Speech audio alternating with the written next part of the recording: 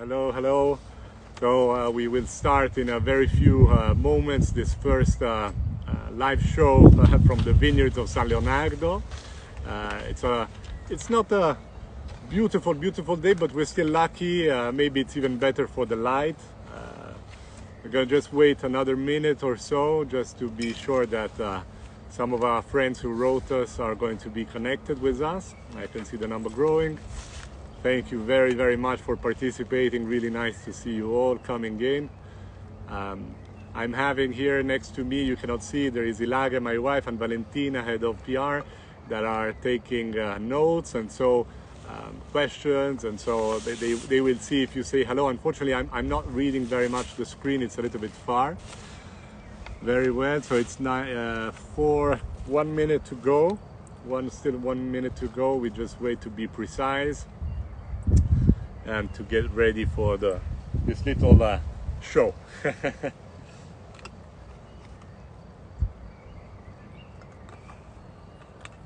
Okay, so here we are. I would say it's time to start. It's 4 p.m. Thank you very much for joining us here in San Leonardo's vineyards. Well, first of all, let me say that I appreciate very much who took the time around the world to get connected. And first of all, I would like to say hello to especially our friends, restaurateurs and wine shops and agents, salesmen, importers. We are all having a hard time. It's a hard time for everybody, but we are close to you. And I would like to tell you that we are all on the same boat, as we say in Italian. Siamo tutti sulla stessa barca, and we will help each other to get out of this bad moment. But now it's the time to have a smile and to start talking to you about San Leonardo, for which you have joined us today. Well, San Leonardo is a place with a very ancient history. So we are here in Val Lagarina. It's a lovely valley between Trento, which is right in my back, and Verona, which is on your back. 50 kilometers, 45 kilometers from Verona, 45 kilometers from Trento. Behind us, you can see the shadow. There is Mount Baldo, which is a lovely mountain. And just behind that mountain, there is Lake Garda, which helps us to blow lovely wind. And the wind that is actually now making the leaves move. And San Leonardo has a long story. It's a story which is born 1,000 years ago, imagine. It was a monastery. It was built by monks of Verona around the year 1000. And it soon grew into a nice community with a nice church. And by the year 1100, the church sent here other monks who painted this order, which was called the Crucifer Brothers, painted the church with a beautiful fresco, which we still have, and started building the monastery. This place grew up to becoming a priorat. It was quite a large monastery. We are on the only Roman road which goes from the Po River up to Austria, which was a very important way of communication. So the estate grew in the years, and at the beginning of the 1700s, my family started working here. The family of my great-grandmother, which were the GRESTI. They fell in love with this place, and they tried to buy it many, many times. On our logo, which now I don't have in my hands, but we have written 1724, and many people ask me, why is that date? Actually, the place is much older than 1700. But in 1724, we have found in our archives the first invoice of the monastery which sold wine. And so this is how the company was born, the enterprise started its career, let's say, and this is why we decided to write down 1724 on our labels. My family bought the estate in 1770, after many, many years, as I told you. And actually, my great-great-great-great-grandfather was very angry because he paid a fortune for this place. But he was also very happy because he loved it very, very much. Soon, the wine started becoming an important part of their lives. So imagine, before, these kind of estates were fully autarkic, so they were surviving completely thanks to their agriculture. They were autosufficient. No estate was specialized in one single production. One year corn went well, one year sweet corn. In these vineyards that you can see here, this is actually called pergolone, the large pergola. This is the pergola Trentina. Here it's pure sand on the bottom, and here, for example, we had asparagus in the 1800s and the beginning of the 1900s. So imagine a place full of life and of different cultures. My family then fell in love with wine and started really investing in this part of the agriculture. It was their passion. The first man who really changed things was Oddone de Gresti around the 1850s, 1860s. He was collecting vines around Europe because he was very interested by viticulture in general. He brought in vines of Riesling, he brought in vines from Burgundy and the Cabernet from France. Actually, it was not Cabernet, and we discovered this very late, much later, 120 years later. It was CARMENERE, which then has become the heart of our production. Oddone had made also a lot of labels, and in fact the Pinot Noir was called Borgogna, so it was really very marketing-wise, it was already very advanced in his mind that quality was the name of the place. Then we found very recently the diary of his sister, who was a musician, and she wrote in her pages that Oddone was living in the cellar. He was so passionate of what he was doing that he was really, he was locking up himself in the cellars and experimenting. But the most important thing was that she wrote that the wines were divine. So this is not us who said this, but she said this at that time, that the wines were divine. I think that this was very funny, and it was very interesting to read actually that so much passion was already here nearly 200 years ago. Then it was the time of my great-grandfather and of my grandfather. My grandfather was already a very good agronomist, and not agronomist, but a farmer's gentleman. Really, he loved the nature very much, and he was producing very good wines. And in fact, the first article that we can recall on our wines comes from that time. It was around 1965 on Vino al Vino, a very famous publication of the time made by the famous journalist Mario Soldati, who did a tour around Italy, tasting wines and looking for genuine and pure wine. So imagine already at that time, the research of true, real, authentic wine was already on. It is not just a theme that we are interested today, but it was already 60 years ago. And finally, it's the time of my father. My father was born in 1938. Under the bombs in Rome, under the Second World War, and in those years my grandfather decided to move the center part of the family around 1943, just after the war, 1945, from Rome to Florence, because it was closer between the affairs of Rome and the affairs of Trentino. Actually, my father grew up in Florence for a large part of his childhood and was very affectionate to a lot of friends and a lot of families like the Antinori, the Frescobaldi. They all knew each other, and it was there he really met a lot of people. By the age of 11, my grandfather decided that my father needed a very strict education and decided to send him in a very strict boarding school in Switzerland, where my father spent 10 years, a poor thing. He tells me about those very difficult years, actually, that the water was freezing on the nightstand, so that he had to break it in the morning. So imagine, it was really something hard. But anyways, when he finally graduated from school, my grandfather did not suggest him, but said that he had to do enology. It was not a suggestion, it was an imposition, and it was my father found his passion, wine. All of a sudden, he started studying with great pleasure and passion, and it was in Lausanne, in a very advanced school, which was l'école, well, I don't remember now the name. Anyways, he started studying with great passion, and he graduated after 3 years from a very advanced school, which was the French kind of school. So it was very they were studying yeasts in depth and techniques of fermentation. So they were very advanced in kind of studies. When my father started finally graduated, my grandfather unfortunately made him a second surprise. He had hired a winemaker just 1 week before my father was coming out of school. So imagine how sad he must have been in that moment. It was clear that my grandfather did not want him to work with him, or at least for the moment. So my father had to make his luggage. I always say that was his luck, because he went to Florence, back to Florence with his diploma, and started consulting for many estates. And he ended working for San Guido estate, this lovely place, which is the birthplace also of the Sassicaia.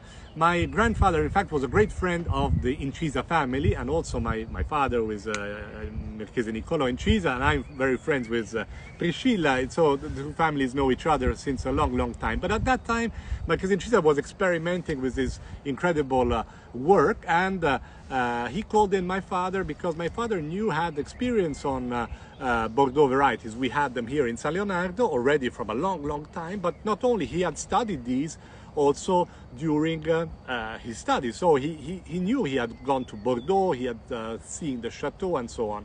So my father likes to precise always that he did not create the Sassicaia. That was the Marchese Incisa with the help after the perfectioning of Giacomo Takis, which was a genius. So this has been a very important time, because the Marchese Incisa gave to my father a lot of passion about Bordeaux wines. These bottles were rare, and Marchese Incisa would open them for him every evening and explaining what were the great wines of that time. And so my father really had one dream: to create in San Leonardo a pure chateau. What does a chateau mean for my father? Well, the idea was to have a house, a family, a community, all working on their land, knowing their land profoundly, loving it, and creating a great wine behind it. And this is what he did. In 74 he came back, around the beginning of the 70s. In the 74 my grandfather unfortunately passed away, and my father started giving birth to his dreams. He planted Cabernet Sauvignon in 1978, which was the only variety, Bordeaux variety, we were missing at that time. And by 1982, he had a wonderful harvest and decided to give birth to the San Leonardo. That year, he decided not to do anymore the classic uvaggio, but to make an assemblage of wines which were fermented completely separately in the concrete vats, which we still have. San Leonardo then started growing. The success arrived immediately, and in 1984 my father called Piero Antinori, his was great friend, still obviously today, a great gentleman, who is just 1 month, I think, younger than my father, and they were very friends. And the enologist, the private enologist of the Antinori family at that time was Giacomo Takis. And my father called him and asked him, Piero, could I have the help of Dr. Takis in San Leonardo? I need somebody to confront myself. Imagine, at that time, no internet, there were very few Bordeaux blends in Italy. So at that time, Piero Antinori was so kind to say, Carlino, take Giacomo Takis. He's my winemaker, but ask him whatever you want, because the greater wines we make, the better it is. So San Leonardo really started moving on. So this is the ancient story of San Leonardo, and but now I would like to start introducing you our wines one by one, quickly. If you have any questions, we will be more than happy to answer. So let's start with our white wines. It's the newer project. I would say it's more tied to myself and to obviously Carlo Ferrini. Obviously my father is always there, controlling, surveilling that everything is done so that the identity of San Leonardo is respected, because this is the most important thing, respecting the identity. So we will start with Vette. This is a preview. It's 2019, which is not out in commerce. It will come in about a month. Let's see. So 2019 was a lovely vintage in all Italy. Very warm. But here in Trentino, thanks to the mountains, we got also a very cool climate. So this is 12.5 alcohol. So I love to say about the alcohol of our wines, because acidity and low alcohol give great freshness to the wines, and then gives them the opportunity to be very drinkable, which is very important. So Vette, which means in Italian the peaks of the mountains, represents for us the wine of every day, to have a taste of Trentino, of our beautiful area. We did not want to create a concentrated Sauvignon Blanc. We wanted to create a very floral, very delicate, very fresh and drinkable Sauvignon Blanc. Well, 2019 is an explosion also because it's very young and it's just been bottled. It's an explosion of perfumes, more towards like white peach and floral rather than tropical. So, well, in the mouth it's typical of Vette. If you have tried it, you know what I mean. Great acidity, minerality, it's very vertical, it's dry. We have practically zero residual sugar. We never like to have residual sugar in our wines. We like our wines to be very straight and very cutting edge. So, well, now I pour the wine to the plants and we move on to the Riesling. Riesling 2017. This is also a preview. You can see here on the label, in fact, it's written by hand. The Riesling, first of all, I would like to say that this is the ancient label of the 1850s, 1860s that we had in the estate. We just redrew it with our name on it, and it's really the original one. Riesling, it's a recent creation of ours, and it is a bit of a typical Riesling. We did not want to copy the beautiful German Riesling. I say hello to all our German friends connected. I know Ado Hüsgen is there, and it's you know, it's really my great friend. So the Riesling was not meant to be a copy of the Rheingau or the Mosel. And I hear we have a lot of people from Canada, from Ireland. I know who is there from Ireland, from Florida. Anyways, thank you very much for following. So the Riesling 2017. Well, 2017 has been a very warm vintage, but also mixed with very bad weather in the months of August, very bad hail. Luckily, it was very little the hail we had on the white fields, rather than in San Leonardo, here in the central part of the estate, we suffered very much from hail that year. The Riesling is fermented in stainless steel, and then is staying for about a year in tonneau. So we did not want to use small barrels because we wanted the wine to have a wooden touch, but it did not have to be excessive. It did not have to cover the fruit, the acidity. As always, you know, the wood, as we treat it in San Leonardo, is always very delicate, and we're very careful about it. We don't want it to be excessive. So we used 1,000 liters tonneau, and we do a batonnage for about 6 months to a year, depending on how the wine is developing, on its yeasts. And this gives this complexity to the wine. So it's a 2017, and it's not even yet released. So this is obviously a wine to think that we create this wine in order to make it age as much as we can. So, well, the Riesling has another bouquet, I would say. We have these slight petrol notes, obviously typical of the Riesling, but we have also this caressing note of oak, which it's not really vanilla driven, but is very well integrated in the body, in the aromatics of the wine. It's very floral, as I like to say, very pleasant. It's already very well integrated. I tell you, it's one of the first time I'm tasting it after it has been bottled. Well, in the mouth, it's definitely more rounded, more intense, more structured, very, very, I would say very round. I'm very pleased with this. The wood is extremely well integrated.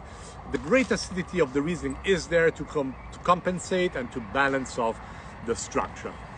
So we have a question from Spazio Vino, and they ask, when do our white wines arrive to the maximum expression of flavor?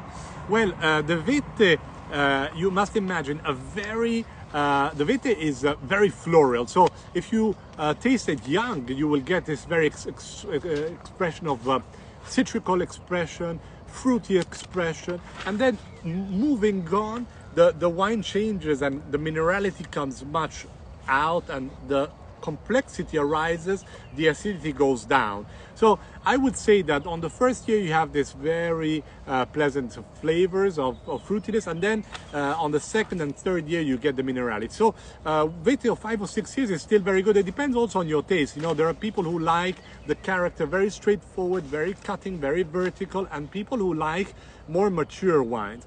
The Riesling on the other side is a wine to age 10, and we think it will reach even 20 years. This is our great bet that we made with Carlo Ferrini, who is the winemaker behind all our wines, and so on. I see Mr. Zuckerman is here. Thank you very much for following us from Austria, from Vienna.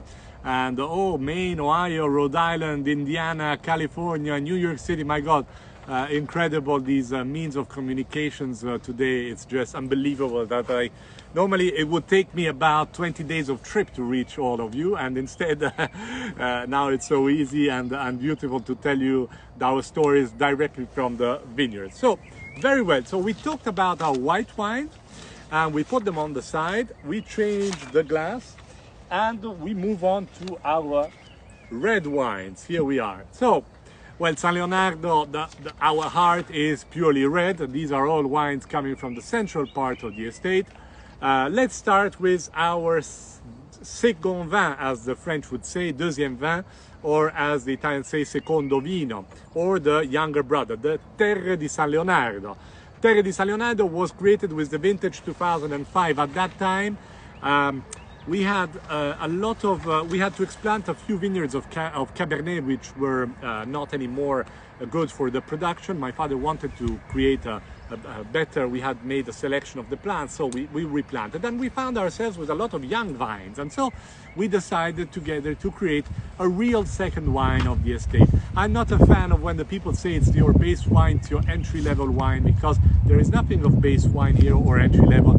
This is a wine made, crafted with all the attention, the passion, the same terroir, the same technique. It's just the age of the vines and the result that nature gives us that year. A blend of 50% Cabernet Sauvignon, which is typical of us, 40% Merlot, and 10% of Carmenere. Carmenere you will find in every single red wine we make. Carmenere is the essence, it's the really, as my father always says, it's the salt behind our wines. So one word on how we make red wines in San Leonardo, which is exactly the same for all the red wines. So we have cellars only made out of concrete vats. We do not use stainless steel.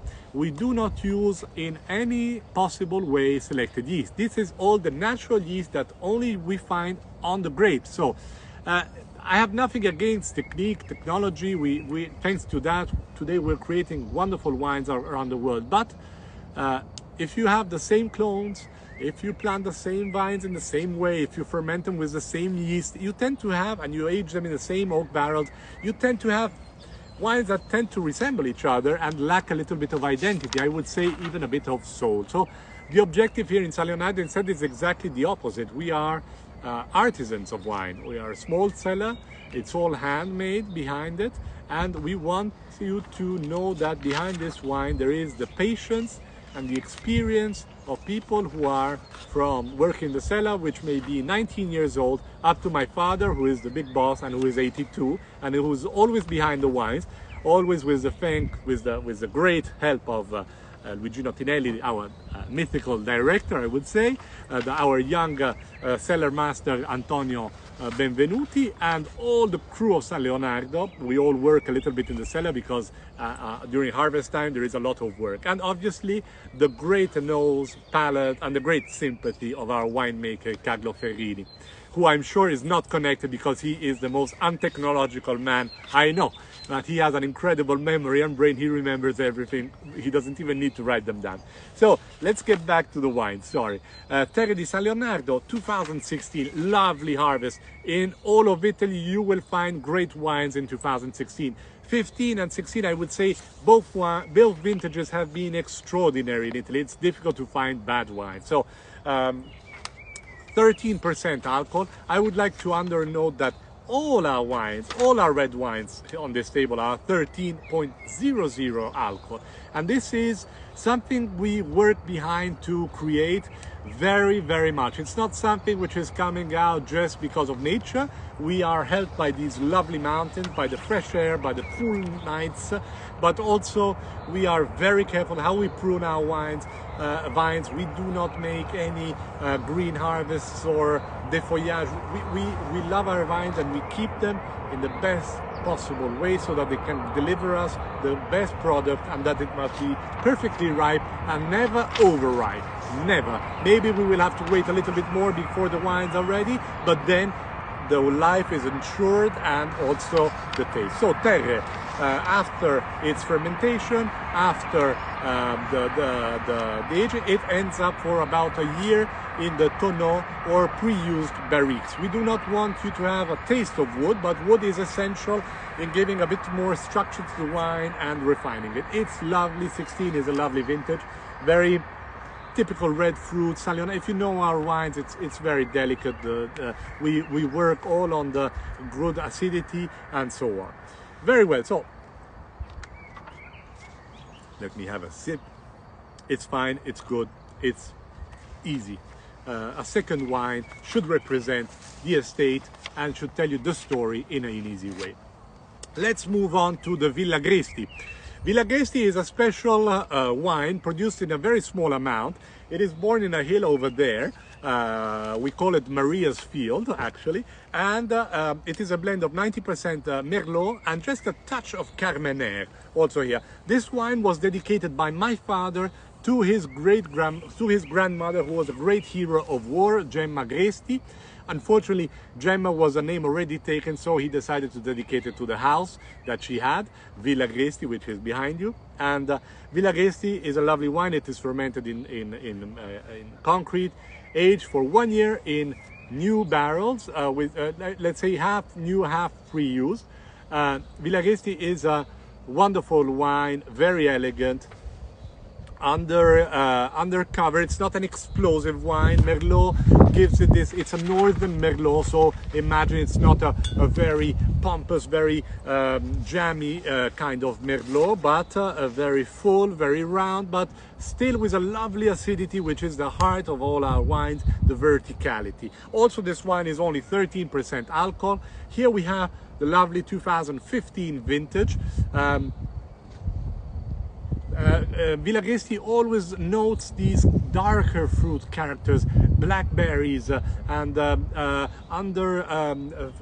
woods, I would say, kind of perfume and so on. The wood is very well integrated. You will never find big wood covering the perfume and so on. In the mouth already, you know, it's a 2015. It's getting now to round off the edges. We still have a good part of young tannins, which is essential on a young wine. If not, it means it will not age. Lovely, fresh, vertical. This is our style. If you like the Villa Gresti, put a heart. I see many hearts. Thank you very much. Many friends from Puglia as well. Ah, thank you, thank you. Puglia, we love Puglia. I used to spend all my summers in Puglia. I don't know this year. I hope to come down. It's such a lovely, lovely region with great wines and great friends. Now I want to introduce you our greater wine, the San Leonardo. The San Leonardo is the creature of my father, Guerrieri Gonzaga. In fact, you find his signature on the front. This is the 2015 edition, which finds for the first time our own bottle developed by VETTE. I don't know if you can see here, but it's all designed inside and on the bottom. It's a very special bottle we designed personally with VETTE, and we're very proud of this. 2015 is a lovely vintage. Definitely one of those vintages we are sure is going to survive decades and decades and is going to find a lot of lovers. Let's go down to the tasting. So the color, immediately you can see it's a much denser color. It's a dark color, but never black. Remember this, we are not fans of those pitch black wines that you cannot see through. To us, a wine must be red always and delicate, and it must have good reflex. It must be brilliant, it must be shiny, let's say. That is the term I like to say. The color must be shiny. And like on a face of somebody, you immediately see if somebody is in good health. When we produce the wines in the cellars, the first thing we look is always the color. The color gives you immediately the idea if a wine is in good health, it's alive, and it's going to give you great quality. Well, 2015 was exceptional. Very warm, but we are lucky here in Trentino. We always have a lot of water as well. The mountains protect us from the big sun, the warm winds at night, the very cool air at night coming down, flowing down from the mountains. These thermic excursions are very important because they help us with the colors. They help us producing aromas and perfumes of the wine. So San Leonardo is a blend of 60% Cabernet Sauvignon. So one thing very important, San Leonardo is exactly the same since 1982 when my father created it. It is 60% Cabernet Sauvignon, 30% CARMENERE. I know that on the old back labels there was written Cabernet Franc, but it's not true. That it was Cabernet Franc. It's just that we did not know it was CARMENERE. So it's always been the same, 60% Cabernet Sauvignon, 30% CARMENERE, and the 10% Merlot. 2 years of aging in barrels. San Leonardo is a much greater experience. It's much more integrated, and obviously represents the work of a lifetime behind it that has led us to perfectionate this Bordeaux blend, which is today considered a great classic in Italy, and we want to maintain it this way. Our mission, I would say also my mission, in respect to what my father has created, is to maintain the quality, but more than everything, the identity behind our wines. Also, San Leonardo is just 13.00 alcohol level. So I just go a quick tasting. San Leonardo condenses the experience of all our wines in the best possible way. Once the Marquis Incisa, said that the best wine, the Marquis Nicolò Incisa, I read on the newspaper, said, you know, they're great horse breeders. He said the best breeds of the horses is when you cross them. Well, I'm not going to say that the best wines are the ones where you create different varieties, but definitely you can lead to a sort of perfection, giving that roundness, giving the acidity, giving the elegance, giving multiple elements. So San Leonardo 15 is a lovely wine. Last but not least, other wine to the vineyards. We have a question. From Spazio Vino. Which of the recent vintages can be compared with San Leonardo 2015? Well, one of the vintages which I love the most is 2011. I think it is drinking phenomenally well. 2006 is extraordinary. And I would say that the 2001, which has been one of the great vintages of this millennium, will be 2015 will be comparable to 2001, which has been a great harvest, and that we love still very much, and is evolving extremely well. Do we have other questions on San Leonardo? Yes, a friend of us is asking us if we have a secret ingredient. The passion. I know this is such a word that it's really abused today, but I can tell you one thing. The secret ingredient, let's say, primarily is our CARMENERE, which is growing behind me. These are vines of CARMENERE, which give, as I told you before, as my father says, the soul of San Leonardo, the real identity. That is our magical ingredient. But is the way we cultivate the vines. As my father always says, great wines are made in the countryside. They are not created in the cellar. If you get bad grapes, even if you're the best winemaker of the world, you're not going to make great wine. So this is something I hold very much in my heart, and it's the philosophy of all the estate. In fact, we are fully organic. We are friends of biodiversity. We are certificated friends of biodiversity very recently. So we love our nature. We want to protect her, because the more you care about the nature, and the better the result will be. Adwa Villa is also online. Hello Adwa, ciao Adwa, lovely to see you here. We had a lovely chat the other day. I can't wait to see our sketch online together. And last but not least, the CARMENERE. I'm presenting you this wine for last one, not because we think it is the best, we think it's a great wine, but because this is a wine that has such a great character and identity, which is I always prefer to taste it at the very. I can see also Eleonora Scholz from obviously Spazio Vino. Eleonora, lovely. Thank you very much for your lovely vertical tasting of the other day. If you have not seen it and somebody's interested, Spazio Vino is a lovely, lovely page. CARMENERE 2015. Well, CARMENERE condenses the secret ingredient, as you were saying before, of San Leonardo, of our creation. It is the wine that really gives the taste, gives the identity, the spiciness. And when I taste this wine, it is the wine that if you pick one grape from the plant and you taste it, it is exactly what you're going to feel in this glass. So if you come to San Leonardo once and we have a CARMENERE on the vine that you can taste, you're going to taste it in the vine, and then we're going to have a glass together of CARMENERE, and you will see the incredible correspondence from grape to wine. This is the objective of a great winemaker, to preserve the purity of the taste. CARMENERE is an explosion of aromas, spiciness, an incredible amount of spice. Imagine crushing pepper. Imagine great balsamicity. I don't know if you say, very balsamic. In the mouth, CARMENERE, it's definitely a wine that needs time. You can drink it young. I'm a great fan of great wines when they're young. I'm not just a fan of when they reach their peak.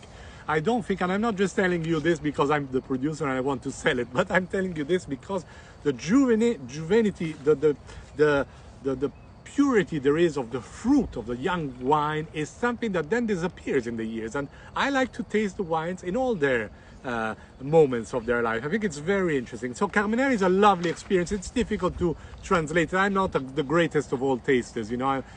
Most of the people who are connected now that I can see are much better than me. This is just to tell you, well, 15 was a lovely vintage. You know, there is not much to say. 15 was the perfection, and 16 maybe even better. So I really hope you can taste it. I personally love the CARMENERE. We don't have so much time, but next time I'm going to tell you a lot of beautiful stories behind it. But you know, this is a secret that if I say that my father will be maybe angry. We bottled this wine, the first vintage was 2007, with the director Luigino Tinelli. We had pure CARMENERE in the 80s and the 70s. We had the pure Cabernet of San Leonardo. It was in reality CARMENERE, and these wines were still exceptional. And so we said with Luigino, let's bottle, because my father was not so happy to make too many new wines, and maybe he was right at that time. He didn't want to change too much. And so what we did with Luigino was to bottle secretly this wine, and only in magnums. We made 1,724 magnums, just like the logo date. So we bottled secretly these bottles, and after 4 or 5 years, we presented this magnum without the label, beautiful magnum, to my father. And he said, listen, Dad, we found a lovely wine. We want to make you taste this wine. It's fantastic. Let us know what you think. And he tasted it. He said, it's fantastic. This seems really, when you eat our CARMENERE, it's incredible. I said, Dad, this is our CARMENERE. And so we were allowed to put it in commerce and to start. So it's a little behind the scenes, you know. Nothing is born with perfection. Some things are just born with a lot of passion and finding roads that are not common. Very well. I don't know if you have any questions. Yeah, we have a friend asking if we were the first to plant CARMENERE in Italy, even without knowing it. Listen, I think that CARMENERE was planted in many places without knowing. And until the 80s, CARMENERE was totally unknown in Italy, as it was unknown in Chile. They were thinking it was pure Merlot. A lot was called Cabernet Franc, and has slowly disappeared, unfortunately, especially from Trentino. There is very little. I can say that I have no evidence that there are other estates cultivating CARMENERE from such a long time. I know Ca del Bosco makes a lovely CARMENERE, Emo Capodilista makes a lovely CARMENERE, Inama makes lovely CARMENERE. I really taste these wines. They're all very interesting, but I think that San Leonardo probably is the oldest growing, especially because we had it many years in pergola without even knowing what it was. So that was a very interesting question. Thank you very much. Is there anything else that we have another question. What is the aging potential of our red wines? Very well. This is an interesting question. Well, Terre is a younger wine. you can age it 10 years. I wouldn't age it that much longer. It's coming out from younger wines. It needs, you know, I think that in this kind of wines, you want to find the fruity part, the freshness. You don't want to start finding more oxidated or tertiary elements. The Villa Gresti is an intermediate wine. It's not our second wine, you know, it's a totally different project, but the Merlot in the Northern is not like a Merlot in Tuscany where the structure is so present. So our Merlot ages well, but I wouldn't age it for more than 15, 20 years. I think that 20 years would be a great success for a good vintage of Villa Gresti. So I would really drink it around its maximum, its 10th year of age in order to reach the peak. San Leonardo, we will all have white hair. Even if you don't have them now, you will have them when San Leonardo will be still very good to drink. We have evidence, 1982, some recently have had the vertical with us. I'm thinking of Otto Marquis and from Falstaff, who had a lovely tasting with us, and 82 was still very, very, very good, and I tasted with him, it was surprisingly good. Carmenere is a wine that we do not have an end date on it. I think that it will last 40 years, but a bit like San Leonardo, which, you know, 1982 has now quite a few years on its shoulders, so really aging is not the point. I would just drink Terre around 5 years maximum from it, and Villa Gresti about 10 years. And now I have a surprise, a last surprise, unless there is another question. Not really a surprise, because many friends are wishing you happy birthday. Well, thank you very much. You know, we decided to do this tasting because it was my birthday. We are all in lockdown. We could not share, we could not make a big party. We like to have people, we love to enjoy, we like to share, and so we decided to share our new Trento DOC. I'm showing you here our new Spumante. Not many of you know that we are doing it. Trentino is an incredible place where to create Spumante. We are the last ones who have arrived creating this. It's our passion in the family. Me and my father, we love champagne, we love Spumante. When we think of families like the Lunelli family, who have created incredible wines, or the Letrari, and we have other lovely families in Trentino, like the Togne family from Gairov and from Masopoli, which are great friends. And we wanted to create also our own Spumante. We called it Marquis Guerrieri Gonzaga. It is not created inside the current estate. It's made in the northern part of Trentino. And I have to say, I am very surprised of the result. So these are the very first, this is the very first vintage, 2015. It's a very simple bottle. You see, there is no label. It's all created in gold. It's Marquis Guerrieri Gonzaga. So let's toast. Well, it has bubbles inside. It has bubbles, let's say. Wow, that was quite a bit of bubbles. So really, I thank you all for having followed us. This is such a joy. You cannot imagine how happy I am to be, to have friends following us. This is a Blanc de Blanc. I made a mess, I tell you. It's the Spumante is everywhere. Let me go through a very quick tasting. So this is a Blanc de Blanc, aged for 36 months on the lease. It's our Riserva. It's a 2015 vintage. So a Blanc de Blanc, pas dosé, so we had no dosage of sugar inside. It is a wine that really is the expression of Trentino as a Trento DOC is, which is an incredible product. I am very proud to be part of the great family of Trento DOC, of this great, not consortium, but the Istituto Trento DOC, which is very finely taken forward by Mr. Zanoni and Mr. Lunelli, and from Sabrina Schenk, who is a great ambassador. And well, Trento DOC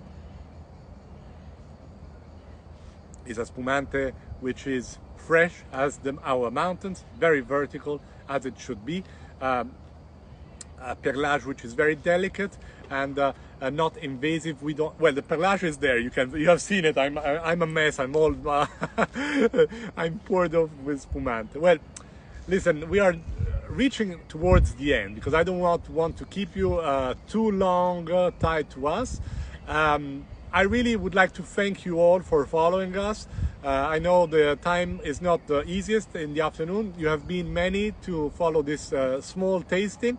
I hope to see you all back in San Leonardo, as we say in Italian, in meat and bones, and to toast together. If there is anything else that you want to know, the last questions, I think we answered many, and I think others were on the white wines and on the red wines. They asked, are you going to drink tonight for your birthday? Here it is. We are going to open another series of bottles. Thank you very, very, very much. From San Leonardo, it's all, as the news would say. Thank you so much for following us, and I hope you're all well, and let's cross the fingers that everything passes quickly and that we can all enjoy the wine, because wine is condivision, it's sharing. This is the most important part. If you don't share a good wine with friends, no use. Grazie mille a tutti quanti, and for the Italians who want to follow again, at 6 o'clock this afternoon I will annoy you a second time with a new tasting, but in Italian, for our Italian friends. Thank you so much. See you soon. I now switch off. Arrivederci a tutti, in alto a destra. Thank you very much. Ciao.